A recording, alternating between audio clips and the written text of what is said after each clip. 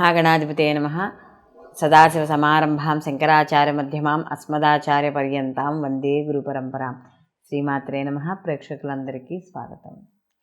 పక్ష ఫలితాలు 16/2/2024 నుండి 29/2/2024 వరకు గల పక్ష ఫలితాలని నవగ్రహ సంచారాలను అనుసరించి ద్వాదశ రాశుల వారికి శుభాశుభ ఫలితాలు ఏ విధంగా ఉంటాయి అనే విషయాన్ని మనం తెలుసుకుందాం. ముందుగా గ్రహస్థితి కానీ చూసుకుంటే మేషరాశిలో గురువు యొక్క సంచారము, అలాగే కన్యారాశిలో కేతువు యొక్క సంచారము, మనకి మకర రాశిలో శుక్ర బుధ అలాగే కుజ గ్రహాల యొక్క సంచారం.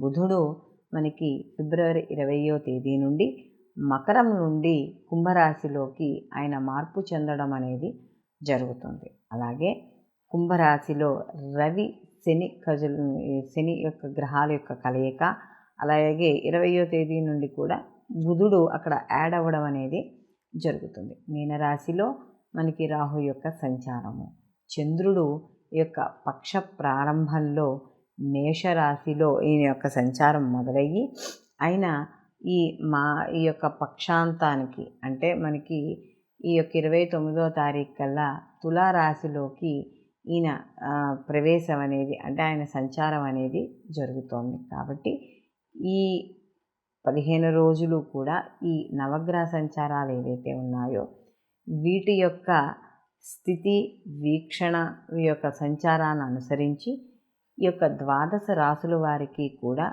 వారికి యొక్క శుభాశుభ ఫలితాలు అనేది ఉండడం అనేది జరుగుతుంది. కాబట్టి అసలు ఈ ద్వాదశ రాశుల వారికి ఎలా ఉండబోతోంది అనే విషయాన్ని ఇప్పుడు మనం తెలుసుకుందాం. కన్యారాశి వారికి చూసుకున్నప్పుడు రాశాధిపతి వచ్చి బుధుడు.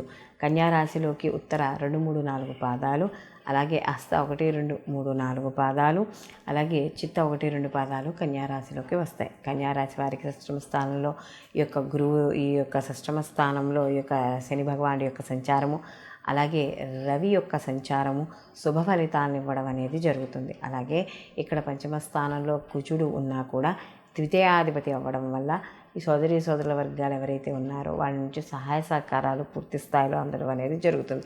వాళ్ళ పరంగా బంధువులు మిత్రుల ద్వారా కానీ, స్నేహవర్గంలో కానీ, లేకపోతే ఈ సోదరుల వారికి సహాయ సహకారాలు మీ యొక్క వృత్తి ఉద్యోగ వ్యాపారాల పరంగా కొంతవరకు మీకు వాళ్ళు అండదండగా ఉండడం అనేది జరుగుతుంది. మంచి సలహాలు సూచనలు ఇవ్వడం అనేది కూడా జరుగుతుంది. అయితే ఇక్కడ వీళ్ళకి ఈ యొక్క శుక్రుడి యొక్క సంచారం ఏదైతే ఉందో పంచమ స్థానంలో ఈ యొక్క శుక్రుడి యొక్క సంచారం వల్ల కాస్త ధనధాన్య వృద్ధి, సమయానికి భోజనం చేయడం, లేకపోతే ఏదైనా వినోద కార్యక్రమాల్లో పాల్గొనడం ఇలాంటివన్నీ కూడా జరుగుతాయి. అలాగే మీకు ఏదైతే ఇష్టమైన పనులు ఉన్నాయో ఇష్టమైన పనులన్నీ కూడా మీరు సకాలంలో పూర్తి చేసుకోవడం, అందులో ఇక్కడ దాంతోపాటుగా ఈ యొక్క కుజుడు కూడా ఉచ్చ స్థితిలో ఉండడం వల్ల మీకు ధనకారకంగా ఏవైతే అడ్డంకులు ఉన్నాయో అవన్నీ కూడా ముందుకు వెళ్ళడం అనేది జరుగుతుంది.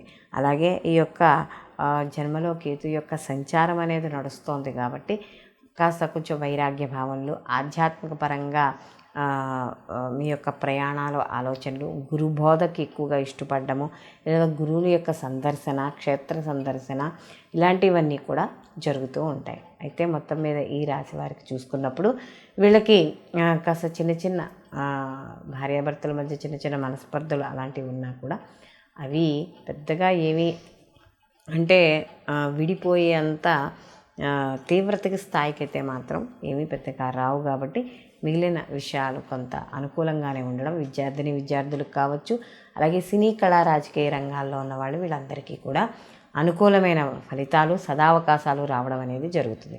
ఇప్పటివరకు మీతో ఎవరైతే శత్రువులుగా భావించారో వాళ్ళందరూ కూడా మిత్రులు అవ్వడం అనేది జరుగుతుంది.